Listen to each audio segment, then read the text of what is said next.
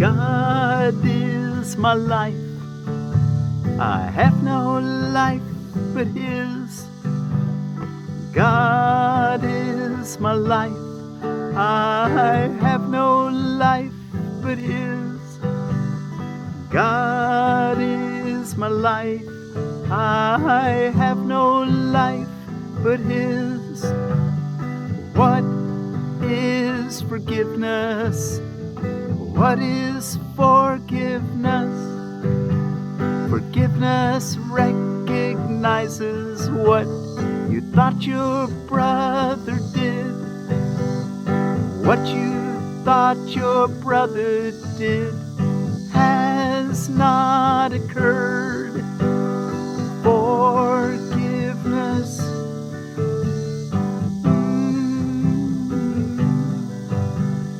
What is forgiveness? What is forgiveness? God is my life. I have no life but His. God is my life. I have no life but His. Well, thank you all so much for joining me today and studying A Course in Miracles, Workbook for Students, Lesson 223, here on Friday, August the 11th of 2023. God is my life. I have no life but His. God is my life.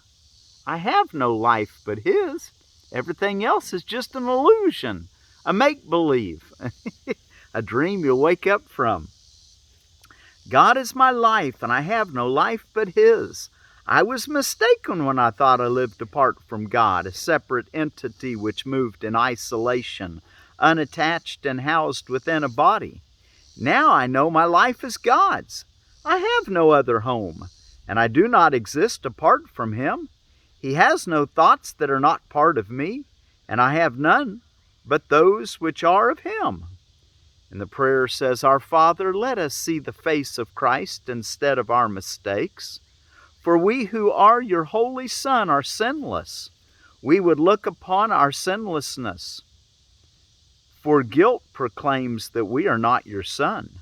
We would look upon our sinlessness. For guilt proclaims that we are not your Son. And we would forget you longer. And we would not forget you longer. And we would not forget you longer. We are lonely here and long for heaven where we are at home. Today we would return. Our name is yours, and we acknowledge that we are your Son. God is my life. I have no life but His. And we'll come back at here towards the end of our, after we've done our text reading, and we'll look at what is forgiveness and look at the lesson again and get you kind of prepped for your longer period of meditation if you'd like. Okay, well, let's take a look at our next section in the text, which is the war in chapter 23, the war against yourself, section 3, the laws of chaos.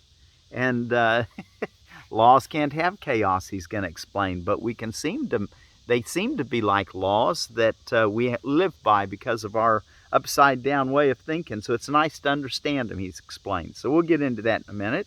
What on earth is going on today? Annual Medical Checkup Day, Ingersoll Day. And Ingersoll Day was, I had to look that one up, was based on a thinker by the name of Robert Ingersoll. And he was a great advocate for free thought and free speech. Well, we sure need lots of lots of encouragement for free speech. That should be just a normal part of day-to-day life in every government, and everybody's right to be able to say what they think. National Hip Hop Day, National Kool-Aid Day, National Raspberry Bombe Day, National Raspberry Tart Day, Play in the Sand Day, Presidential Joke Day, Shop Online for Groceries Day, Son and Daughter Day. And I also wanted to tell you about another Asian pear, and it's the Korean Asian pear. So you've got them, let's take a look at the Korean Asian pear out of Edible Landscaping. Korean Giant Asian pear is also known as Olympic, a very large and late ripening dark brown russet fruit of very good quality, sweet, firm, and juicy. It has an excellent storage and shelf life, keeping in a refrigerator all winter. Ripens in September. This productive tree is very disease resistant. Needs another Asian pear for pollination. Mature height 12 to 15 feet. Zone 4 through 9. And I expect you'd probably want to put them about every 12 to 15 feet apart too. Zones 4 through 9. That's your Korean Giant Asian pear, thanks to Edible Landscaping. And let's see, I've got another, the other side NDE. It's a 16-minute and some odd second video. Lewis Brown Griggs of Berkeley, California, had 3 near-death experiences he talks about over his life, and very uplifting. Anything that strengthens the idea that death is not the end.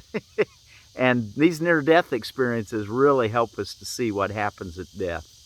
And it's not at the end. Matter of fact, who could say it's the end when you feel more alive than what you did before you died, which is some of the accounts. Man has shown life purpose and the source of existence in shocking NDE. Anyway, I like to listen to Lewis Brown Griggs. Nice story. Okay, God is my life. I have no life but His. Let's be sure to think about that throughout the day. Be sure to do your 2 longer, quiet times of whatever you choose to pick. Like I said, like I told you yesterday, I try to set my clock for a certain amount of time if I'm meditating and I need to do other things. And it depends on how busy I am, what do I set my clock for. But I never set it for less than 5 minutes, and it's generally 15. That's kind of my go-to, 15.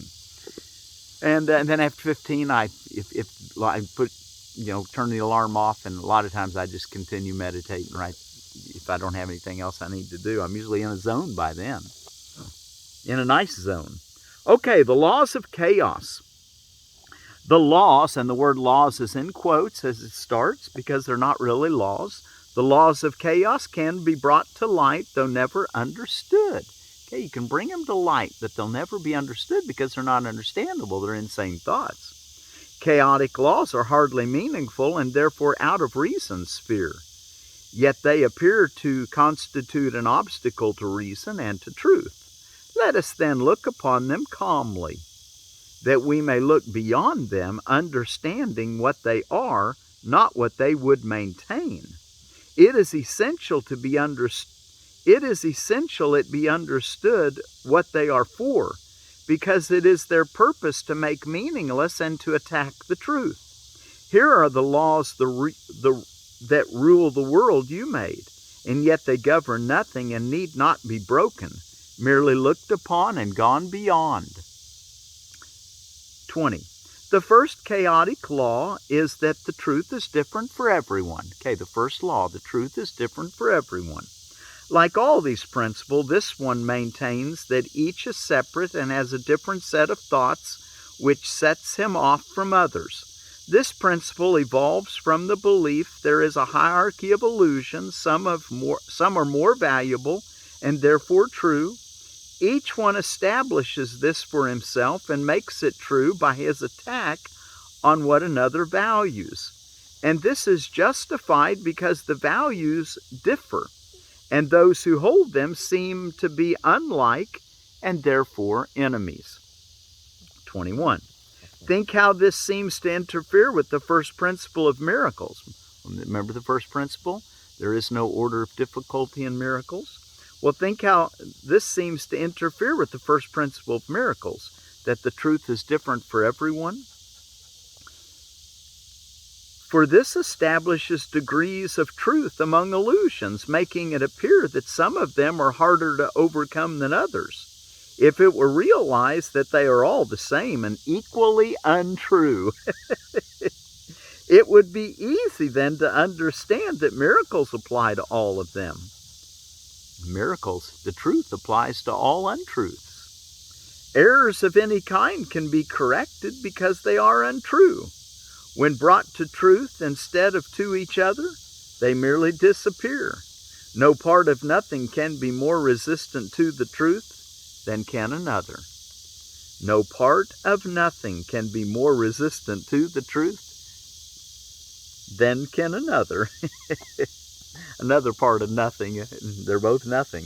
That's why they can't be understood. Even though they look real from the upside down perspective, and so he calls them laws, but they're laws of chaos, which means they're not laws at all.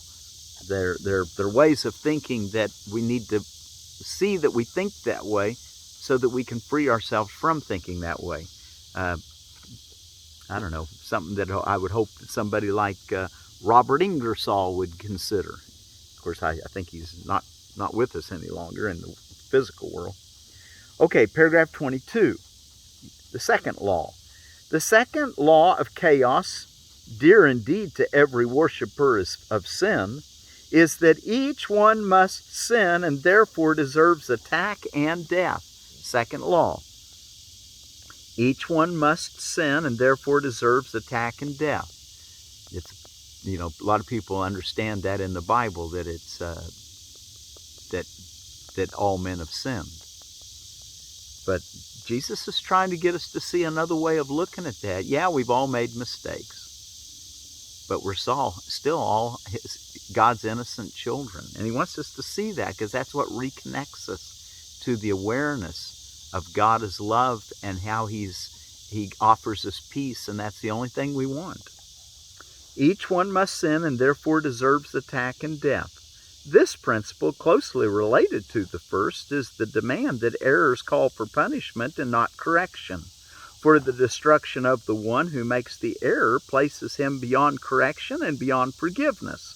What he has done is thus interpreted as an irrevocable sentence upon himself, which God himself is powerless to overcome. Sin cannot be remitted, being the belief the Son of God can make mistakes for which his own destruction becomes inevitable. 23. Think what this seems to do to the relationship between the Father and the Son. Now it appears that they can never be one again, for one must always be condemned and by the other. Now are they different and enemies, and their relationship is one of opposition, just as the separate aspects of the Son meet only to conflict, but not to join. One becomes weak, the other strong by his defeat. And fear of God and of each other now appears as sensible, made real by what the Son of God has done both to himself and his Creator. The arrogance on which the laws of chaos stand could not be more apparent than emerges here. Here is a principle which would define what the Creator of reality must be, what he must think and what he must believe and how he must respond believing it. And this is the third law. The principle which would define what the Creator of reality must be. So you're defining what God is instead of being open-minded to let him define who he is to you. You think that you know and have defined it. Here is a principle which would define what the Creator of reality must be, what he must think and what he must believe and how he must respond believing it. It is not seen as even necessary that he be asked about the truth of what has been established for his belief. His Son can tell him this, and he has but the choice whether to take his word for it or be mistaken. Oh my, the Son telling the Father what he is. This leads directly to the third preposterous belief that seems to make chaos eternal. For if God cannot be mistaken, then he must accept his Son's belief in what he is and hate him for it. Okay, so there's that's probably the better definition. The third preposterous belief, he must accept his son's belief of what he is and hate him for it. So there'd be your third law. 25. See how the fear of God is reinforced by this third principle? Now it becomes impossible to turn to him for help in misery, for now he has become the enemy who caused it, and to whom appeal is useless. Nor can salvation lie within the Son, whose every aspect seems to be at war with him and justified in its attack. And now is conflict made inevitable and beyond the help of God. And now salvation must remain impossible because the Savior has become the enemy. 26. There can be no release and no escape. Atonement thus becomes a myth, and vengeance, not forgiveness, is the will of God. From where all this begins, there is no sight of help that can succeed. Only destruction can be the outcome, and God himself seems to be siding with it to overcome his Son. Think not the ego will enable you to find escape from what it wants? That is the function of this course, which does not value what the ego cherishes. Listen to that. Think not the ego will enable you to find escape from what it wants. That is the function of the course, which does not value what the ego cherishes. 27. The ego values only what it takes. This leads to the fourth law of chaos, which, if the others are accepted, must be true. This seeming law is the belief. You have what you have taken. Okay, so it sees that we're separate from each other. So if you take something from somebody, you have it and they don't, which we're learning that is a law in this world, but it's not a law of reality. It's a chaotic law. It's not real. It's just imagined. But it follows from the other laws that you've held, which are, let's just say them again. The truth is different for everyone. Each one must sin and therefore deserves attack and death. God must accept his Son's belief in what he is and hate him for it. And then this fourth law, this seeming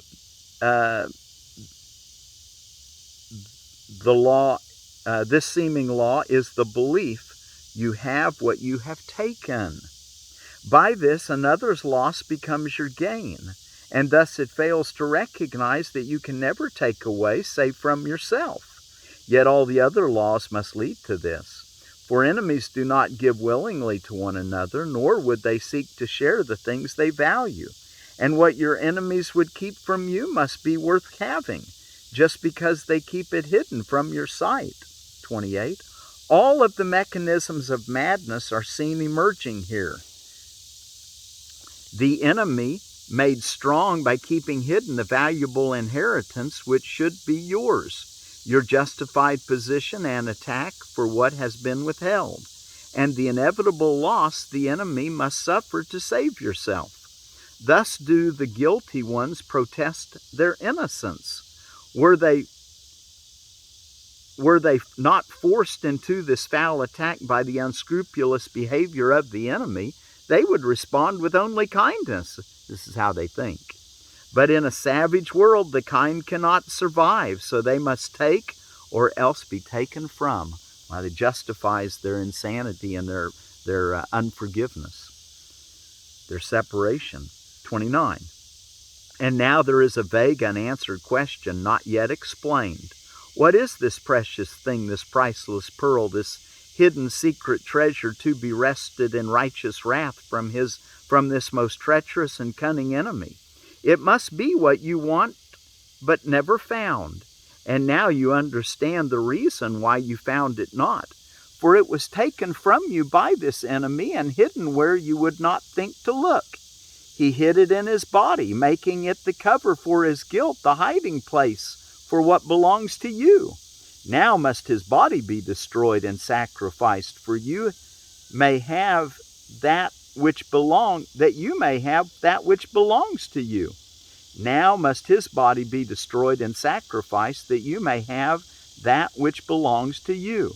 His treachery demands his death, that you may live, and you attack only in self-defense. 30. But what is it you want that needs his death? Can you be sure your murderous attack is justified unless you know what it is for? And here is a final principle of chaos comes to the rescue. And here a final principle of chaos comes to the rescue. Da-da-da-da-da-da! It holds. There is a substitute for love. Oh, a substitute for love where we can attack. We got to defend ourselves. This is the magic which will cure all of your pain, the missing factor in your madness that makes it sane. This is the reason, and of course these are all the way the ego thinks. This is the reason why you must attack. Here is what makes your vengeance justified. Behold, unveiled, the ego's secret gift, torn from your brother's body, hidden there in malice and in hatred for the one to whom the gift belongs. He would deprive you of the secret ingredient which would give meaning to your life. The substitute for love, born of your enmity to one another, must be salvation. It has no substitute, and there is only one. And all your relationships have but the purpose of seizing it and making it your own. And let's go ahead and read paragraph 31. We'll stop there today.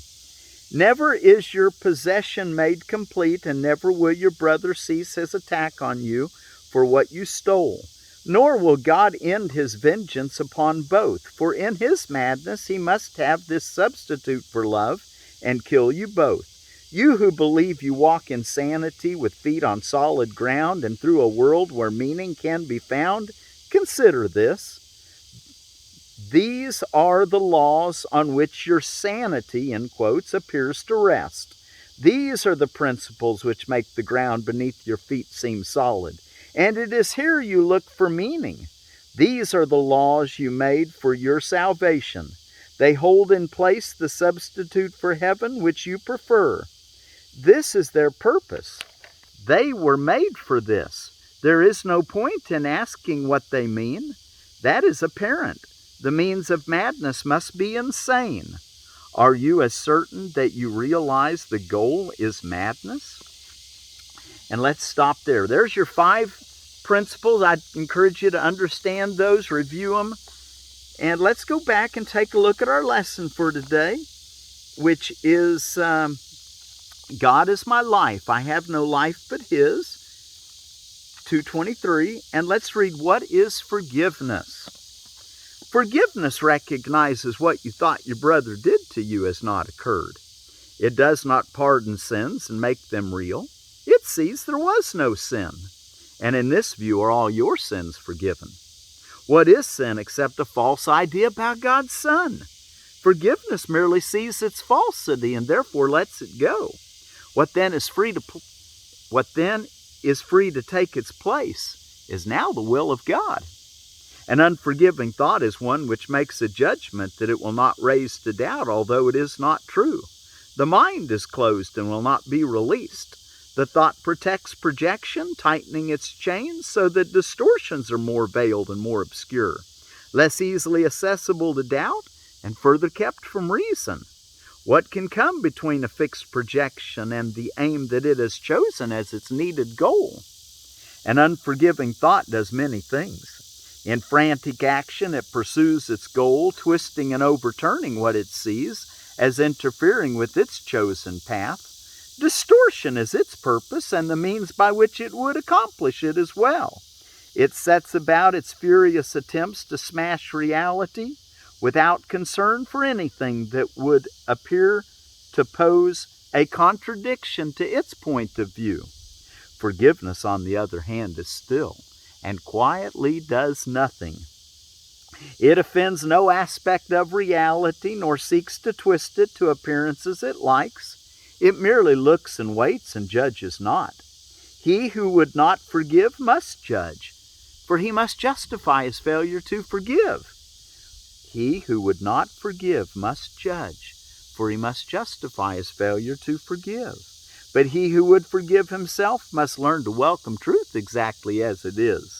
Do nothing then, and let forgiveness show you what to do through him who is your guide, your Savior and Defender, strong in hope and certain of your ultimate success. He has forgiven you already, for such is his function given him by God. Now must you share his function and forgive whom he has saved, whose sinlessness he sees, and whom he honors as the Son of God. And Lesson 223, God is my life, I have no life but his. I was mistaken when I thought I lived apart from God, a separate entity which moved in isolation, unattached and housed within a body. Now I know my life is God's. I have no other home, and I do not exist apart from him. He has no thoughts that are not part of me. He has no thoughts that are not part of me, and I have none but those which are of him. And the prayer under God is my life, I have no life but his. Our Father, let us see the face of Christ instead of our mistakes. For we who are your holy Son are sinless. We would look upon our sinlessness, for guilt proclaims that we are not your Son. And we would not forget you longer. We are lonely here and long for heaven where we are at home. Today we would return. Our name is yours, and we acknowledge that we are your Son.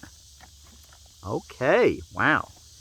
Well, let's take a look now, or let's sing our song. Be sure to do your longer period of meditation this morning and this evening, and then your hourly remembrance. God is my life.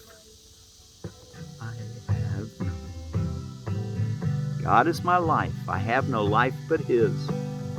God is my life. I have no life but his. God is my life. I have no life but his. God is my life. I have no life but his. God is my life. I have no life but his. What is forgiveness? What is forgiveness? Forgiveness recognizes what you thought your brother did. What you thought your brother did has not occurred. What is forgiveness? What is forgiveness? God is my life. I have no life but his. God is my life.